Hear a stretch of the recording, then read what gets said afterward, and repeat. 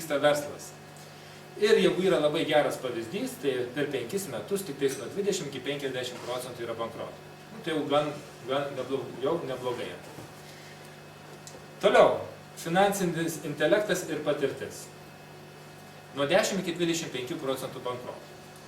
Tai patirtis, galima pačiam praeiti ir patirti daug kartų tą, tokį, visokį, įgauni patirties, ir tada kažkaip tai gaunasi geriau.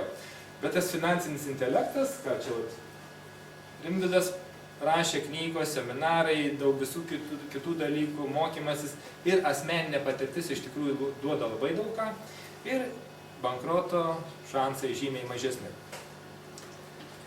Franšizė. Girdėjau, kad jūs turite franšizę? Ja, franšizę. Tai jeigu mes naudosim franšizės metodą vystyti verslą, tai tik 3-10% bankrotų yra galima per 5 metus. Labai mažas skaičius. Reiškia, labai. Jeigu žmonės kaip verslininkai turite daugiau verslų, turintis patirtį, tai manau tikrai bankrutuoti beveik neįmanoma. Aišku, viskas įmanoma. Pasveikinam. Franšizė tikrai sukurta visa sistema, kaip turi veikti verslas, bet aš kalbėsiu apie dar mažesnę riziką. Dar mažesnė, kur riziko yra tik tais 0 bankrotui, bet dabar ką daryti, būtent čia ką daryti. Tai aš buvau pats tame. Ir aš atsimenu, vieną vasarą, nepamenu kokie tai metai buvo. Bet plaukai juodi.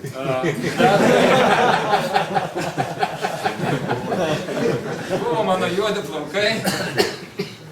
Ir sėdėjau visą vasarą vieną langą dažiau. Visą vasarą. Vieną langą. Nes buvau viską praradęs, nieko netekęs ir nežinojau, ką daryti. Tokioj pozoj sėdėjau. Tai čia stiklinis namas buvo, kaip? Ne, namas buvo kaip... 12 aukštas karalius. Mašiau, ką daryti. Ir būtent tada atėjo žmogus, kuris kalbėjo apie verslą be rizikos. Tai buvo 96 metų pabaiga, ruduo, prieš jau baigiantis metams. Kalbėjo apie tarptautinį verslą, galimybės, nelabai ką suvokiau ir sako, atvažiuok į pristatymą ir suprasi visą tai.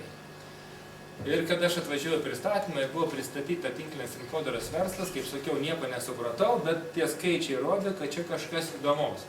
Ir nuo 97 metų pradėjau tuo domėtis, žiūrėti, studijuoti, kas tai yra, kaip tai veikia. Tuo metu tai praktiškai buvo visiška naujovė. Žmonės net negirdėjo, nebuvo, aš taipogi nebuvau girdėjęs ir šiandien dar daugelis nesuvokia, kas tai yra, nes labai daug yra maišoma su visokiais kitais dalykais ir būtent verslas be rizikos. Pakalbėkime truputėlį dabar apie pardavimus ir aš visą tai įeisiu į tai, kas yra tas verslas be rizikos. Pardavimai. Kas turime verslą ir nedarome versle jokių pardavimų.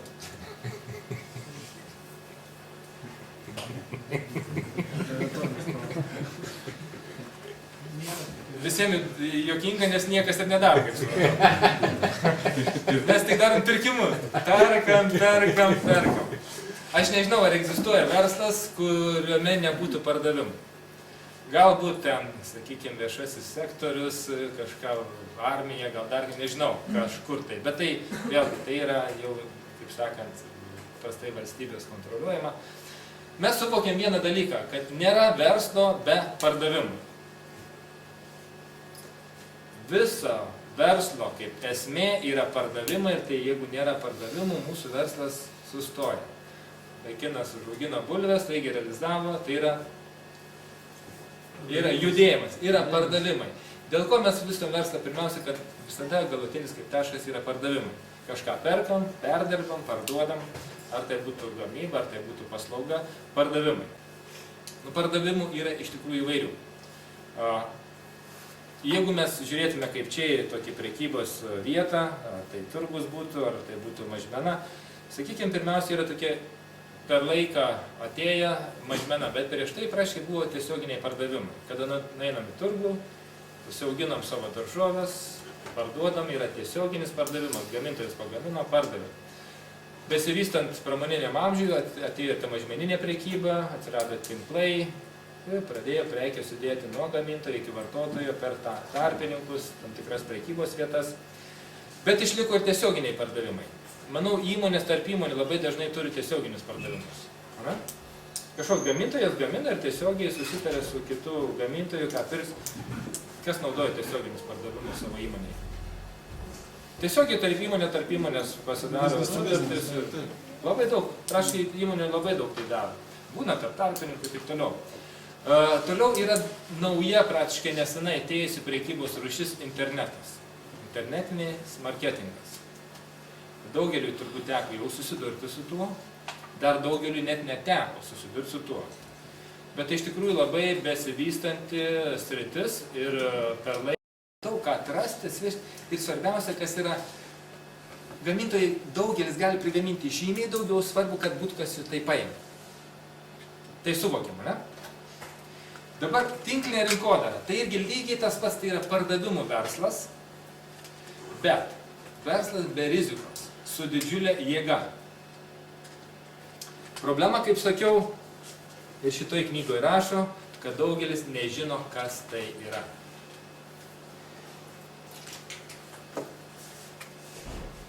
Truputėlį apie pačią tinklinę rinkodarą.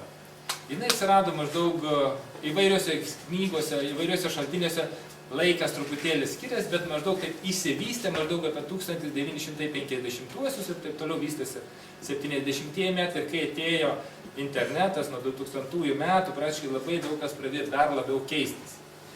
Pradininkai vieni yra vadinami, kiti, treti labai skirtingose šaltiniuose, labai skirtinga informacija, bet laikas maždaug panašus yra. Tinklinė rinkodara lygiai taip pat, kada produktas nuo gamintojo juda iki vartotojo. Bet šitoje vietoje yra, kaip laimima, nėra tarpinių grandžių.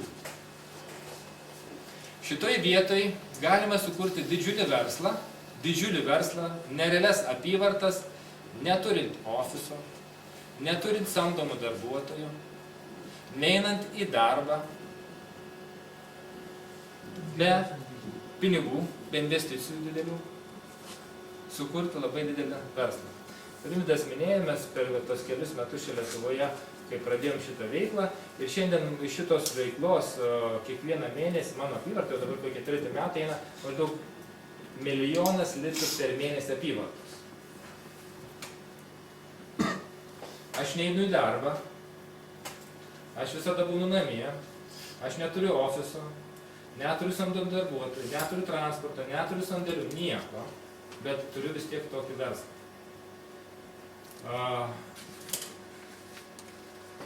Jeigu lyginant su tradiciniais verslais, kad padarys, sakykime, tokią apyvartą per mėnesį, kiek reikia investuoti? Tai nėra čia daug milijonų, tai bet, kaip sakant, tik pradžia.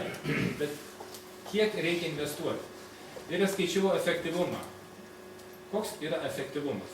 Žinom, kaip skaičiuojame efektyvumą, rezultatą dalinam iš tų visų sąnaudų sudėtų ir kas gaunasi.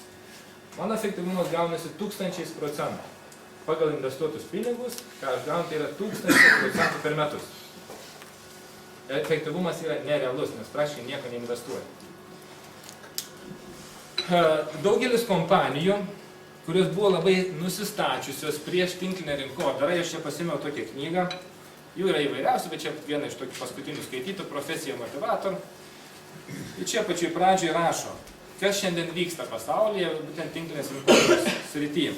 Kad daugelis tokių kompanijų turbūt nebus mums žinomos, kaip General Electric, turbūt mes jau tokios nežinom, Kodak, Wrangler, Xeroxas, Gillette, Coca-Cola, Colgate, Palmolive, Adidas, Christian Dior, mums tos nežinomos kompanijos naudoja dabar tinklinės rinkodaros metodus. Yra ir daugiau kitų. Citibank. Kas tai per dalykas, kodėl dabar tokios kompanijos ir dalis jų yra netgi, čia ne visos, aš internete radau tas Dow, kur yra krūčiausias pasaulyje 30-ukas. Daugelis irgi pradeda naudoti tinklinės rinkodaros metodus. Viena kompanija, kur buvo labai čia toj pačioj knygoje, labai nusistačiusi prieš tinklinės rinkodaros dalyką, tai yra Procter & Gamble. Žinom, ne? sudarė netgi sutartį su viena tinklinės rinkodaros kompanija, pradėjo bendradarbiauti, kuri buvo didžiausia priešininkė viso to. Kas tai per dalykas? Kodėl dabar viskas taip keičiasi ir taip viskas vyksta? Truputėlį judam į priekį, noriu parodyti pardavimus. Čia yra Europoje metai 8, nes šiaip čia perkama informacija yra tik tais kompanijos, kuriuose yra tame, bet čia, kaip sakant, bent jau vis tiek matosi situacija. Šaltinis čia yra iš Ipsos, Paryžiuje yra tokia organizacija daranti tyrimus. Ir čia yra milijardais eurų per metus apyvarta. Kaip jinai augo ir keitėsi? Čia mes matom. Ir tas augimas yra dabar dar didesnis, ir bus seminarė, tai gerokai jisai vėl kylantis į viršų yra. Tiesioginių pardavimų raida. Toliau veiklos dalyvių. Kiek įsitraukia į šitą veiklą žmonių? 4, 5, 6 ir 8 metais, pažiūrėkime, koks didelis šuolis. Ir tas šuolis vis didėja. Toliau. Kodėl žmonės prisijungia prie šitos veiklos? Pirmiausia, nori nepriklausomybės. Nepriklausomybės nuo daugelio dalykų, kaip minėjau, nereikia eiti į darbą, nereikia turėti ofisų, nereikia turėti darbuotojų, esi laisvas ir gali vystyti veiklą. Daugelis nori turėti kaip pagrindinį pajamų šaltinį. Čia eiliškumas yra sudėtas, koks yra pagal tos tyrimus. Kiti nori papildomų pajamų. Kiti nori lankstumo, dirbti tada, kada nori, kada patogiu laiku ir, sakykime, daug, sakykime, moterų tai ateina, kada augina vaikus ir gali patogiu laiku tai daryti. Daugelis nori visuomeninės veiklos ir galbūt tik tais kažkokiam pirkiniui ypatingam pinigų. Pavyzdžiui, nusipirkti namą reikia papildomų pinigų. Tai va, žmogus pradeda. Nebūtinai. Taip. Toliau.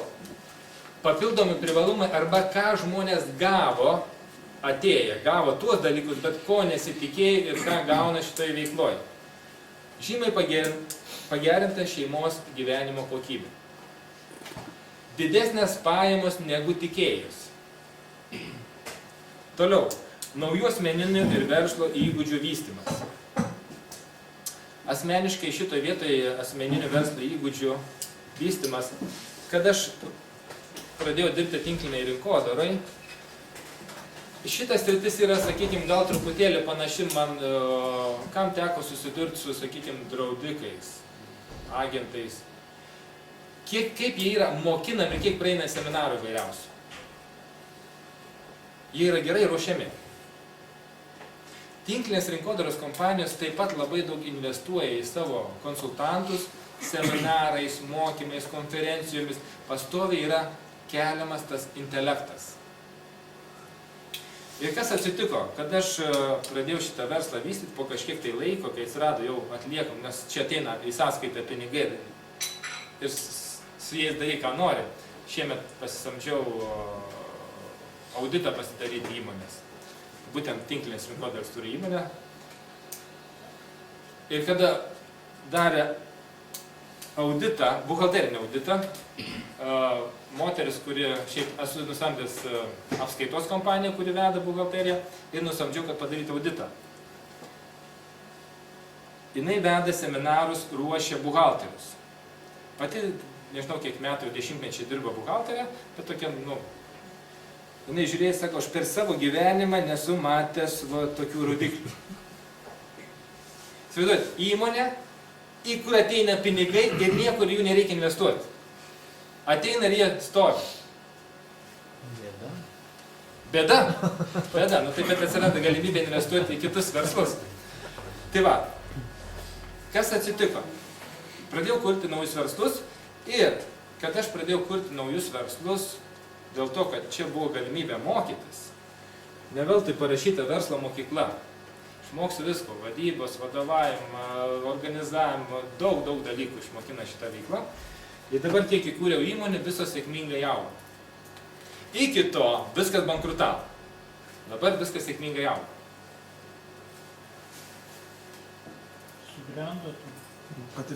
Patirtis. Buvo ir patirtis, ir bankruotų patirtis, bet specialiai ašgi nesimokinau, ne jau kažkokių tai mokym, kaip vystyti verslą.